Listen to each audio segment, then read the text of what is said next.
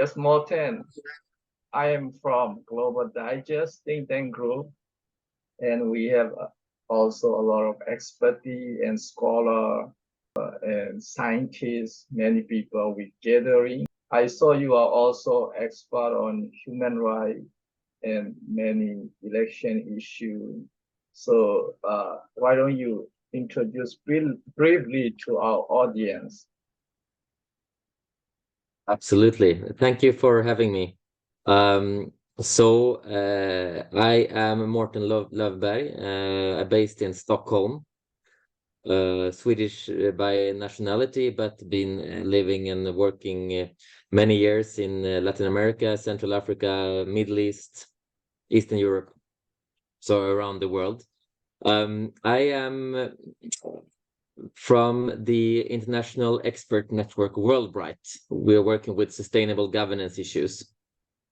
And I have you can visit at worldbright.org, our webpage, a global network, and human rights is precisely one of the issues that we are focusing on the most. I have my background also very much in the area of human rights, political freedoms. Have been responsible for this area at SIDA, the Swedish International Development Cooperation Agency. I have been working in different Swedish embassies, European Union delegations, the OSCE. I have been the Secretary General of the Swedish Refugee Law Center. And so I've been both in public sector and civil society, and now in the more private field. So human rights has always been the red thread, so to say, in what I've been doing. You know, so I'm happy to be on the show. I used to talk with one of European Parliament officer and related to Burmese military coup and European position, but it is very unclear response from him. I don't know European role.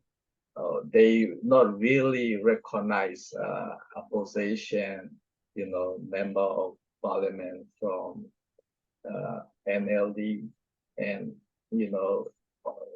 they did not purely recognize. They appreciate for democratization, but they did not recognize, and they still diplomatically dealing directly with military government in capital city. So how's your view, how's your response related to Burmese issue? A lot of human rights violation is going on inside Burma. A lot of churches were destroyed. You may see my previous podcast. A lot of we have advocating and fundraising for Burmese people too. So please. Yeah, I think it is very clear for everyone who's following the Burmese situation since many years that there are severe and systematic human rights violations going on. And I think what you are, and of course it's a regime completely lacking any kind of democratic or other legitimacy for the people, and it's an oppression of the Burmese people, but also of national minorities. And I think that. And I think that is completely clear. That's the bottom line. Then what you are saying about the European attitude towards Burma and the situation, human rights situation, I think it's unfortunately quite systematic for the times we live in, that perhaps rather narrow-minded and short-term national interests, including economic interests, often has a lot of priority before more principled standpoints, and that does not only go for the human rights situation in Burma, but the human rights situation and also other foreign policy statements regarding many parts of the world. It's evident, I think, not least now with the situation we have in Palestine. I think this is nothing, unfortunately, surprising from the West, that we have a lack of consistency in policies. Of course, if, as the European Union is regarding Burma as an authoritarian state with severe human rights violations taking place, the policy, the foreign policy, also in terms of economic relations and diplomatic relations and so on, should of course be consistent with that. And this is very problematic that it's not, obviously. Right, right. I've been talking with that European Parliament officer.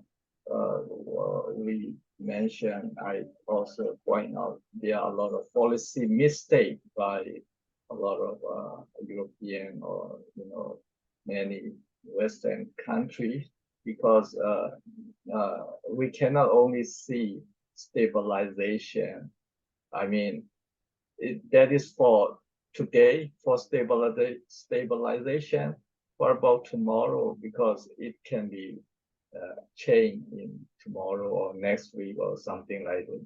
So I already mentioned in our advocacy, stabilization, including plus liberal democratization, is together if you want to do anything in the region, especially in Burmese case. We also have our own homegrown liberal society, as you said, minority, but we have certain society, at least 3-4 states. You can be based as a liberal society. Based on that, you can approach the whole country. It can be not tomorrow, also for next week or next month, not just today's stabilization. That is my point in terms of policy for approaching in Burma. And the fund from European democracy and human rights should go in that direction of policy. That can be a way for success. I've been talking with many experts from around the world and many high-level people. I can find out that is the best way policy. So how's your Swedish government approach? You have any a better solution? As I suggest, not just stabilization, also you should be supportive for liberal democratization together. Well, this is precisely my view. I mean, I believe that Sweden and other countries should take an active stance and also support those forces who work for the democratic reform, and to be very clear on marking against those limitations of political freedoms that exist every day. And I believe that yeah, I mean, I agree with you that there should be a clear support for those forces that are working in direction of democratic reform. Then I think that it's problematic, as I said, I'm reverting to that, the times we live in.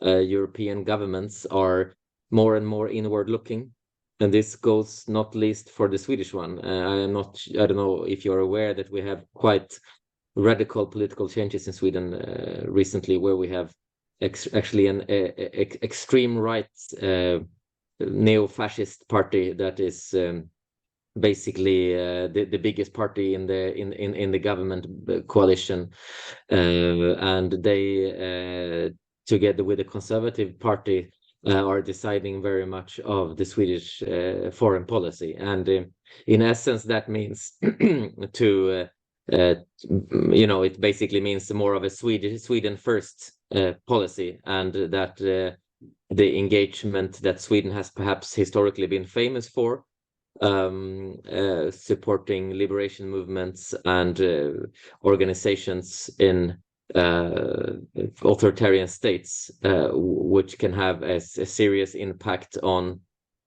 a democratization of the regimes, that this work is not considered as high priority anymore. And I think this goes for the relation with every part of the world.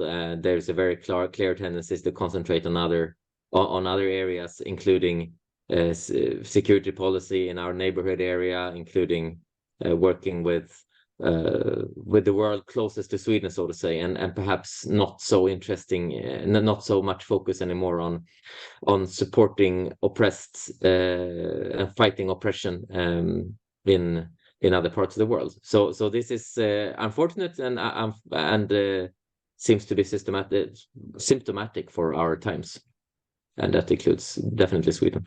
Yes, Morten. Yes, I'm not blaming and I'm not appreciating those extremists in political party in Sweden or Europe or America, even in America, right wings. I mean, there are reasons probably.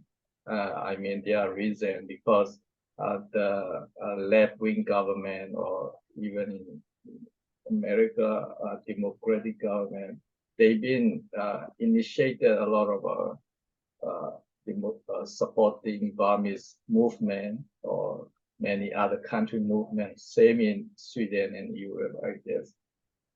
But as I mentioned, the policy, they have many mistakes. That can be the reason, can be the other opposition party can raise. So the raising the issue is okay. Even I also blame the policy of mistake. A lot of supporting policy and direction of policy of mistake. As I mentioned, the way they support, even in current democracy movement, they just doing democracy movement without clear goal and direction among a lot of Burmese democracy organization and a lot of member of parliament. They are not clear ideology. So as my proposal is clear liberal democratization, that is clear ideology and our goal is there. That will including stabilization, not just for today, for tomorrow, next week, for long term.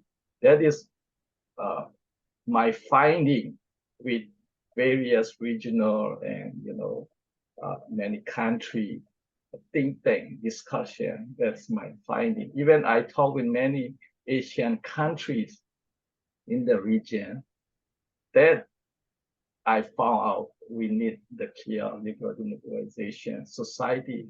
Even you don't need to support the whole country, but small sector of society. If we gather in Asian region, we can be powerful region. So in that perspective, Swedish, you said extremist political organization, American extremist, if they support in that line with liberal democratization in Burma and Asia, I mean, they will be doing good in that line, because the previous or current government, they did a lot of policy mistakes. They did not successful. A lot of European grant and support given to many organizations in Burma too.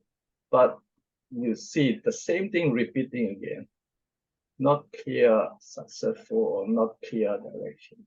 So I want you and your organization to support the proposal I mentioned, liberal democratization, which will include stabilization. I'm the only one raising that idea. We have lack of expertise, in fact, in Burma. There are many representative, but many a lack of knowledge and idea. No, but we are happy to look at all proposals and see how we could contribute and cooperate possibly. So please don't hesitate to send us any ideas that you have, and we can see if somehow we could fit in there. Sure. Definitely. I mean, I saw a lot of Europeans, Sweden also, you have liberal democracy is your goal.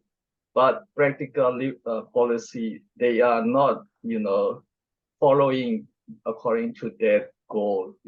Many countries mention liberal democracy country, but their work is not supporting liberal democracy. Some are just doing as their day-to-day work, traditional way, not just really very strong guideline to the policy. Yeah, but More about I their think convenience they are doing.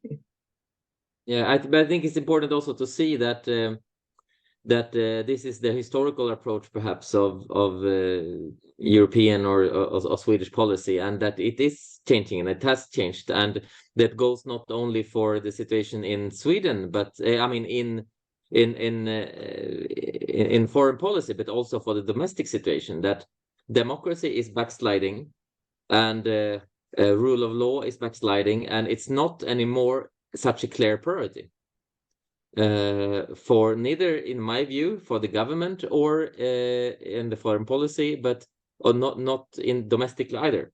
And it's clear that also Sweden is going through significant backsliding when it comes to rule of law and liberal democratic policies. So I'm afraid that when it comes to the government engagement from European countries, we will go through a period where that emphasis will be much less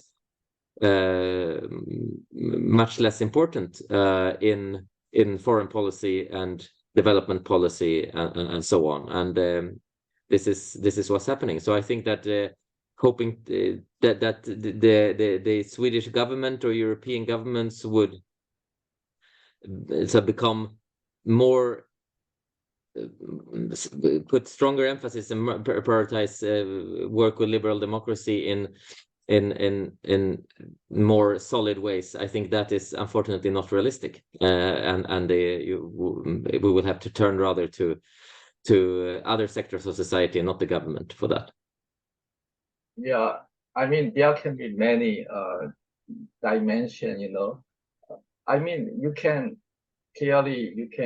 make changes, and also I'm not opposing the government cut foreign policy or less priority, because a lot of people, a lot of government did mistake policy and not significant successful liberal democratization in abroad.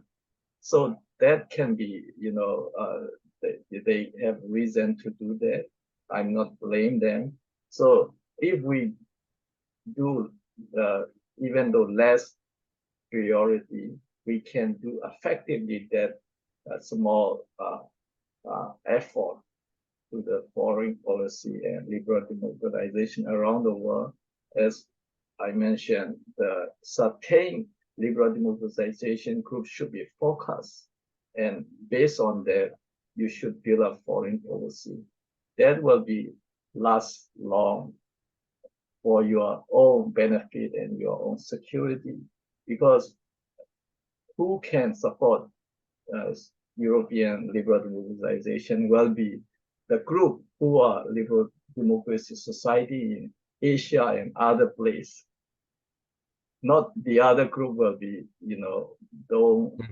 don't expect they were willing to support. No, only those have liberal minded society were able to support again to the European liberal democracy. I believe you're right there. I believe you're right, and I think that we must be courageous and support those actors who actually have a vision, a different vision. But this you see more and more rarely that this courage exists in the foreign policy. So unfortunately, but I agree with you. That's what would be needed. Yes. Because I already made a lot of finding in different countries. Even like in India also, I found some sector, some society has certain liberal democracy, not everybody, Also in South Korea, also in Philippines, like that, many countries. Yeah, certain group, they are traditionally, they have liberal society. They are liberal-minded people. But I saw a lot of European fund or supporting not going to correct way. They just given to other as their convenience or their connection or whatever, but not really effective for liberal democracy movement. And you will not get back support because the given the fund or assistance is to the wrong people, and they never interest for liberal democracy, and they will not support again. Yeah, I'm sure you're right. You know, I'm not an expert on precisely on Burmese situation, and so you are much better placed than me to make those kind of conclusions. But I believe you're right. Yes. And I know you are expert on election observation, right? So that's one of the things. Yeah. There is no UN role for election observation because UN is very diverse country members, even non-democracy are also here. So election observer is only NGO group. You work for NGO group? No, election observation is in the European setting is carried out by government people on government contract, and it is either carried out by the European Union if the European Union is sending out election observers, and that is generally to countries outside the Union. So that would be the case in Asia, for instance, that if there is election observation missions from the European Union, then Sweden, for instance, would participate in that. And then there is another system for election observation, the structure around the OSCE, the Organization of Cooperation, Security and Cooperation in Europe, which is observing elections mainly in Europe and the former USSR and the US. So those are the two main structures for election observation that Europe and Sweden is taking part in. I think it's an important structure, and I think that we are hoping that they will not cut funding for it as well, but there is a fear for it, of course.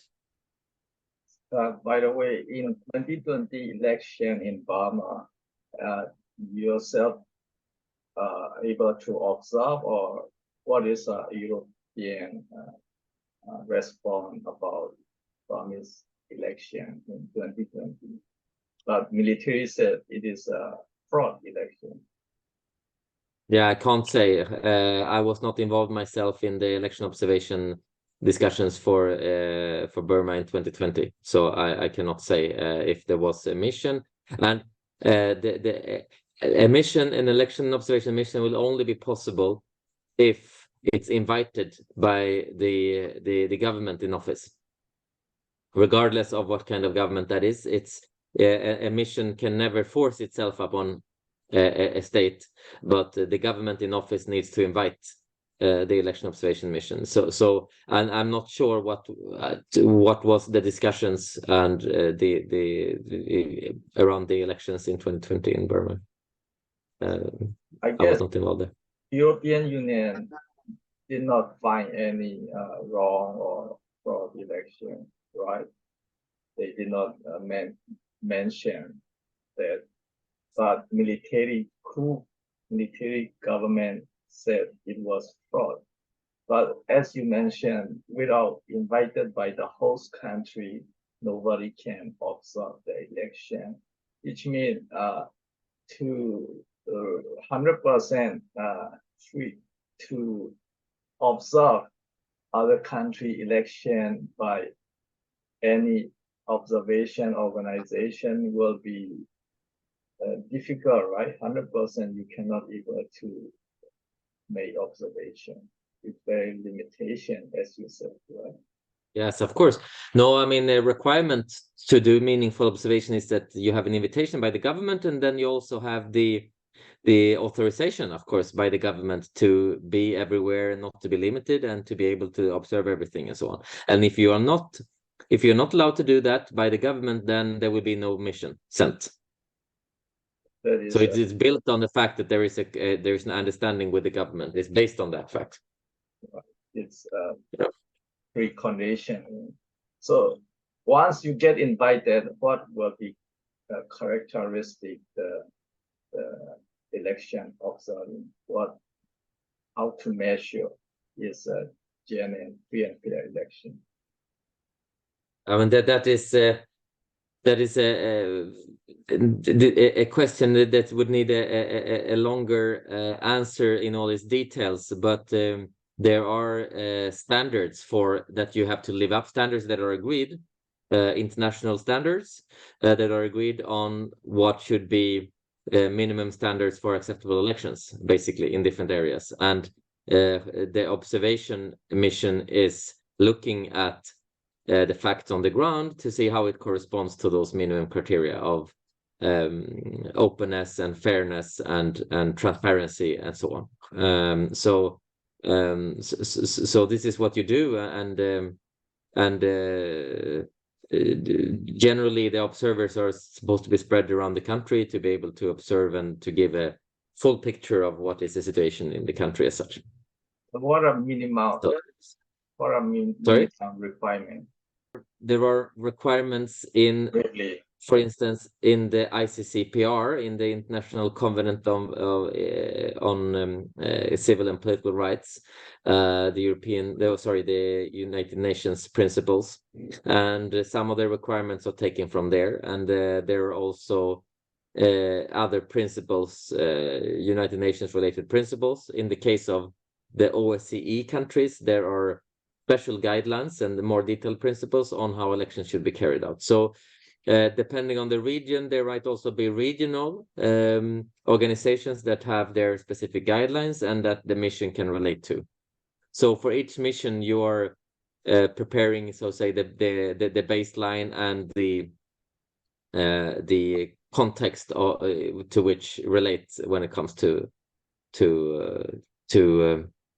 observing the elections and what standards they have to adhere to. But in general, as I said, it's about the elections being free, meaning that everyone has the right to participate on equal conditions, and it has to be fair, meaning there should be no cheating going on, and transparent. It should be possible for everyone to verify that things are going on in the right in the right manner, and to observe if there are irregularities and report on them. And this goes not only for the actual election day, but also for the campaigning, for instance. There should be equal rights to access to media and so on. There are different sets of criteria that are the election observation is based on. Okay, But Martin, thank you very much for today. So I hope. No, you're welcome, and let me know if there is anything else specifically you want to discuss when it comes to the democratic backsliding or the freedom, political freedoms that are reversed currently in the world, including here in Europe, actually. So I I'll be happy to. I want you to support our liberal democracy movement, especially for Burma. Thank you, Martin. Thank you. You're welcome.